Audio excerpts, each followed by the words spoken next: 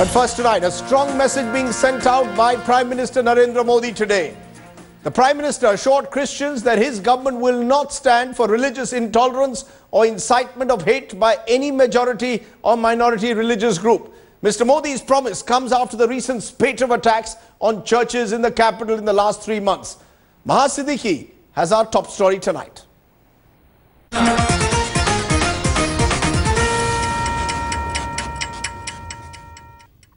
Gurudev Rabindranath Tagore had inspired us to dream of a land where the mind is without fear and the head is held high. Words written 105 years ago, their meaning as current today, assuring Christians across the country that their faith was not under attack. The words came at an event to celebrate the recent canonization of 2 Indians. At an event where top Christian clergy expressed their apprehension over attacks on churches, as many as 6 in 2 months in Delhi. The Sangh Parivar, Ghar Vapsi events and proposal for an anti-conversion bill. We do firmly hold that conversion is a matter of one's personal decision and that conversion cannot be done through fraud or false means. Modi finally broke his silence on the issues with strong words. My government will ensure that there is complete freedom of faith and that everyone has the undeniable right to retain or adopt the religion of his or her choice without coercion. While the Christian community accepted Modi's assurances at face value, politicians were more cynical. Okay, let's raise the big question right at the top. Modi reaches out to Christians. The Prime Minister reaches out to Christians in particular. Will the Prime Minister's words bridge the divide? Will it provide a healing touch?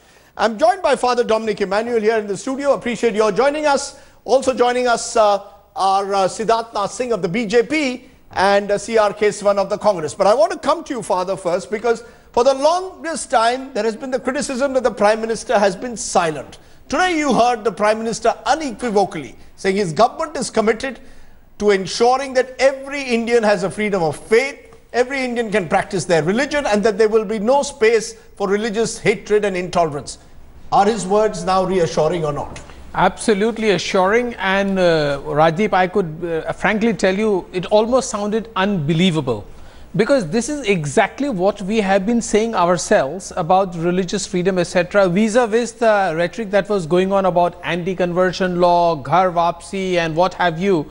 And we were just hoping that such things would be spoken, but he has spoken so clearly, emphatically and firmly. So he's in a sense addressed all your concerns. Am I to understand therefore that the Prime Minister today reaching out to the Christian community at that function has addressed all the trust deficit that you claimed that existed between you and the government has been bridged by the Prime Minister's by the words? Or are you going to expect these words now to be backed by firm action on the ground if, God forbid, there is an incident? That goes without saying that these words have to be followed by action. But how firm he was in communicating his message, not only just in words, but surprisingly, do you notice, Rajdeep, that he spoke in English? I mean, he was speaking Hindi in the United Nations, etc. But he knew that this was largely South Indian people from Kerala, the archbishops, etc. And so he really wanted to communicate, not just for the sake of communicating, but that even the use of his body language, the use of the language, English language, was all geared towards bringing out the message that he wanted to communicate. Okay, so there's a positive message which is coming out from Prime Minister Narendra Modi. C.R. Keswan, is the Congress now willing to accept that Prime Minister Narendra Modi has done exactly what his critics said he would not do? They kept saying that why is the Prime Minister silent? Why is he not reining in fringe groups? Here comes Narendra Modi and makes it very clear that there is no space for religious intolerance or hatred, that everyone is free to practice their faith without coercion. How do you respond? Freedom to practice one's faith without fear or discrimination, respecting all religions. These are innate values which are integral to a cultural ethos and moral edifice for time immemorial. The fact that the Prime Minister has stated the obvious has become a debate or a surprising statement reflects the state of the nation and what a communal tinderbox of communal tension this country has become in the last 7 months of the BJP parties rule. like yours have repeatedly questioned whether the Prime Minister's silence suggests some diabolical plot against the Christian community or against minorities in general. Now when the Prime Minister Let me answer speaks, that. Prime Minister has not always been silent, Rajdeep. Let us remember, on August 15, the Prime Minister talked about a moratorium on communal violence. After that, you had the likes of Sakshi Maharaj, Yogi Adityanath, who were part of the BJP, and Niranjan Jyoti, who was a minister who talks about Ramzadeh, and I can't even mention that on national TV. And after that, if you remember, in December, the Prime Minister spoke in the BJP parliamentary board and said we should have a Lakshman Rekha. And Raat Gai, Baat Gai, you had Sakshi Maharaj come out and spew venom and vitiate the atmosphere. See, this is a classic case of Jekyll and Hyde of the BJP, where the Prime Minister plays good cop, and then on the other side you have these elements, going and completely talking the language of bigotry and intolerance. Let me ask you one thing. Let me ask you one question. Mr. Mohan Bhagwat, on February, I want to ask a question. On Mohan Bhagwat on December 10th said this, Rajdeep, he said, Ek Bhasha, Ek Devta, Ek Sampraday Banana Hoga. Translated, one language, one God and one religion, uniformity through Hindutva. This is what Mr. Mohan Bhagwat said. Why didn't the Prime Minister address him directly and criticize him, saying that is wrong? That is not the idea of India. This is what we are questioning. The charge being made by the Congress is this is Jekyll and Hyde. The Prime Minister today has reassured, made a genuine attempt, it would seem, according to Father Dominic Emmanuel, to reach out to the Christian community, even address them in English, because it was an audience that was predominantly English speaking. And the Congress is saying this is Jekyll and Hyde, because the Sakshi Maharajas, the Adityanaths, the various Sadhvis will not change the way they look at the world. Well, Rajdeep, without interruption coming from Mr. Keshwan, I will be able to answer. So I hope he'll give me that liberty. First, no, we are very tolerant the charge to that. of Sakshi Maharaj and others, he has named them. Please, you don't need to even say that. But on these certain names that he has taken, let me remind that in every political outfit, not that BJP alone, it's in Congress also. Let me name few of them if Mr. Keshwan doesn't mind. Digvijay Singh, who has spoken about Ajamgarh. There is Rahul Gandhi, who's spoken on the Muzaffarnagar riot. Then there is Imran Masood. In Samajwadi Party, I may go extend it to Mr. Ajam Khan. There are certain, politicians who do speak out of turn when they should not be speaking. And so is the case in BJP. But a handful of them, if you have to subtract them from 282, I don't think that you will be able to, or the Congress will be in a position to get even a dozen of them. So having said that, now let me come on the second point, which I didn't want to raise. You see, let me remind Mr. Keshwan that there is a kind of a intolerance level which is driven. It is not intolerance, Mr. Keshwan, but it is a politically charged atmosphere which is created. Let me also say here, Rajdeep, I come from a convent school. I have all my life said Father in heaven, and I have done it, and so many Hindus have done in the morning in our schools. The principal used to recite, and a speaker was in each room, and we have done that. Before every results coming out, from KG to 12, we went to the cathedral and we prayed to the God. What is the point you are trying to make? No, hear me out. Hear me out, please. No, please, I'm making a very important point, Rajdeep. Please allow me. No Hindu, nobody commented or objected at that point of time. Now, forget about Saraswati Vandana, even Surya Namaskar becomes a political communal debate in this country. Why these politicians are doing?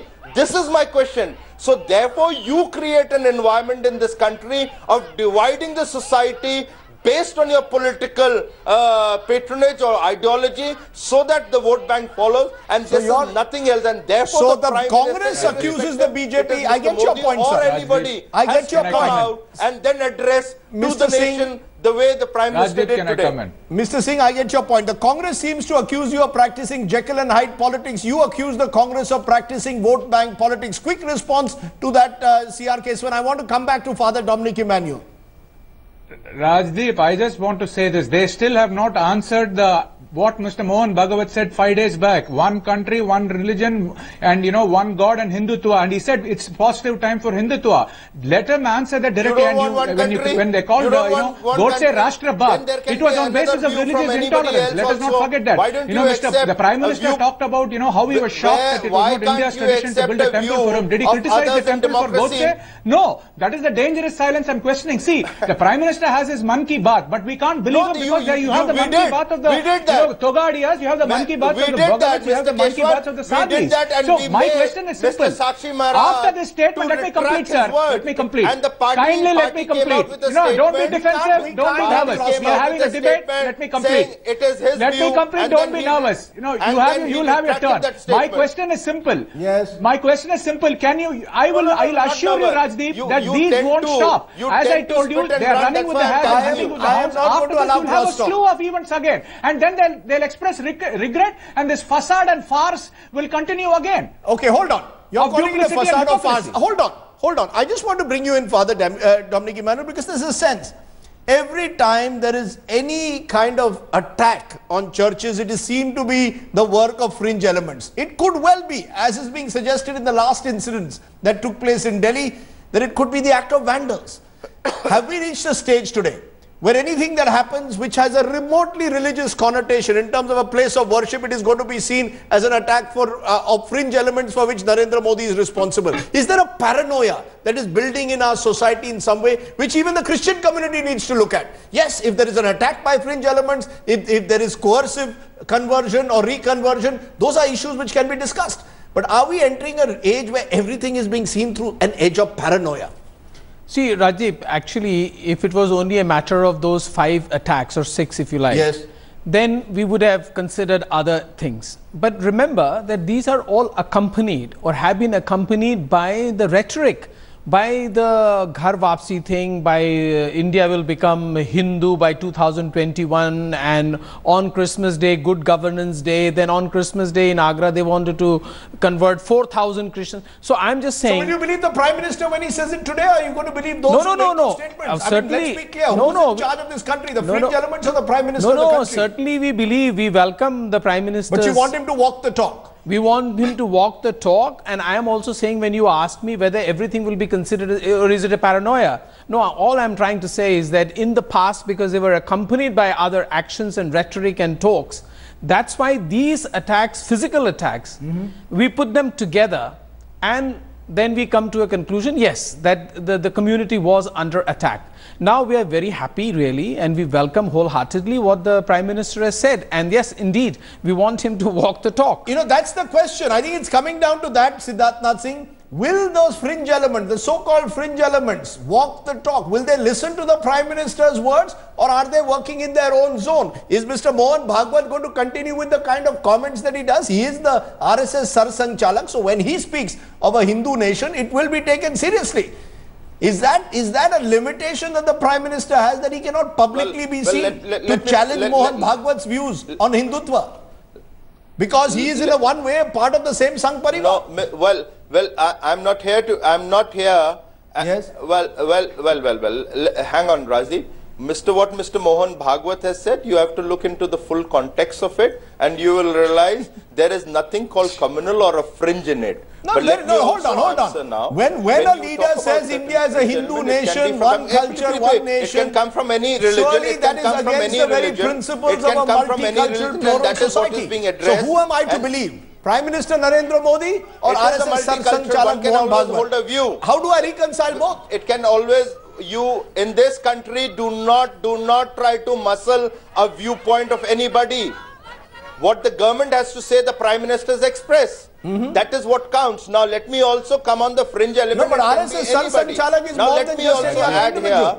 So much has been Father has spoken. Father has spoken about Ghar Vapsi. Now let me remind Father, when somebody is talking about Ghar Vapsi and there is through a coercion, there is a law of land. Now the law of land is not controlled by the central government, it is the state subject. Now why the state subject politicizes it, why the state subject does not follow the law of the land, arrest that person, follow the criminal proceeding and put them behind the bar. And if the BJP stands against that, then blame the BJP. Otherwise, do not target BJP, target that state government for not following the constitution and respecting and protecting the constitution. Now, if Mr. Keshwan says that the BJP is not taking an action, are you trying to tell us that the state government is not acting? So, to protect the constitution, we should bring a precedence rule? Is Mr. Keshwan saying suggesting that to us? Okay, Mr. Keshwan, the same charge, is the Congress simply playing its vote bank politics? Here is the Prime Minister of the country now sending out a very strong message today. Until now you said, why is the Prime Minister silent? Prime Minister breaks his silence, you say Jekyll and Hyde. So damned if I do, damned if I don't. What is the Prime Minister supposed to do? What do you want him to do? You want him to gag Mohun Bhagwat? The Prime Minister spoke on the ramparts of the Red Fort. The Prime Minister talked about Lakshman Rekha. Why do they still continue? Let me ask you, if you think the Prime Minister is a powerful person who commands discipline, then, then there is a tacit understanding and support. Otherwise, let the government accept it's helpless and spineless to control these elements. And let me say this, they are not fringe elements. Sadhvi Niranjan Jyoti is a minister. And Sakshi Maharaj is a four-time MP. Please don't call them fringe. They are the central mainstream part of the BJP. So let me just, please don't interrupt me, Mr. Masood. No, don't be defensive. Let me complete. I've still not got an answer from what the RSS chief said. The matter of the fact is simple here. I think Sabka Saath, Sabka Vikas was a jumla. I think it was a turn of phrase. The DNA of the BJP and the DNA of the RSS believes in Hindutva. I think today the statement could be very well a reflection of the bad performance in Delhi. Maybe they're panicking. But I'm sure that these words will not be squared off with action on ground, and we'll sit and debate here again. When you have these fringe elements, hold on. I'm going to stop both of you. I will not allow crosstalk. This is not fair on the viewers.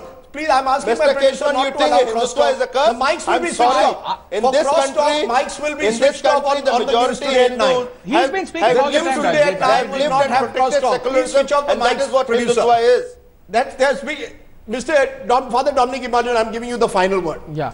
Is it now damned if you do, damned if you don't? What more is Narendra Modi? He's broken his silence. What more do you want him to do? He cannot be a policeman going around the streets of Delhi finding out what's happening. That's not his job, right? No. You're asking him that whoever is found guilty, please prosecute them. That's what you're asking effectively. Absolutely. And it is good, as Mr. Keshwan said, that if he can rein in also the fringe elements, plus I would like to add here, it's not just... Is he responsible for every fringe element? Is he responsible for what Sadhvi says? Is he responsible for what Praveen Togadia says? Let's be fair to Narendra Modi. Is Narendra Modi responsible for what a Praveen Togadia says? No, that is certainly, he is not responsible because everybody has got freedom of speech. But if he makes a strong call, I'm sure people are going to listen to him. But in addition, what I want to say also is that it's not just the matter of fringe elements. It is also the matter of all those members of parliament within the BJP who have somehow right-wing leaning. And for instance, I just give you an example. When the Ghar Vapsi thing was going on, Mr. Venkaiah Naidu on the floor of the parliament said, let us bring in anti-conversion law, it will solve all our problems. So he is going along with all those people who are asking for Ghar Vapsi. So you're saying there are contradictory signals that are emerging. You hope that today's Prime Minister's statement will ensure that those contradictory signals end. There should be clarity in what the government says. Yeah, that's what you're saying. And just one question. Yes. I've run completely out of time. Are you sure? Yes, I've run completely out of time. Many more stories to be looked at. We will look at those stories. But Father, I appreciate your joining us. Will Father answer what happened in Gorakhpur? Will Father answer what happened in Bihar? There was a forceful conversion from Hindu to Christianity. Isn't that good then that we bring an anti-conversion law? Father, will you answer that? Absolutely, I am ready to answer all the. I am ready to answer. Look at one side of I am ready to answer all the questions. Poverty is the culprit. Poverty is the reason why conversions are happening in this country. I think the Prime Minister today has spoken. Let's leave it. The Prime Minister of the country has spoken. We will now see whether the line of the Prime Minister will be followed down the line by his party and by his ministers. That's the critical question, and whether it will work on the ground. My take, where do I stand? The Prime Minister's strong words of warning against any form of religious hatred or violence are a welcome step. Now the fine words must be translated into firm action on the ground. Only visible action will bridge the divide and the trust deficit. This is both a challenge and an opportunity for Mr. Modi. So we will test the Prime Minister and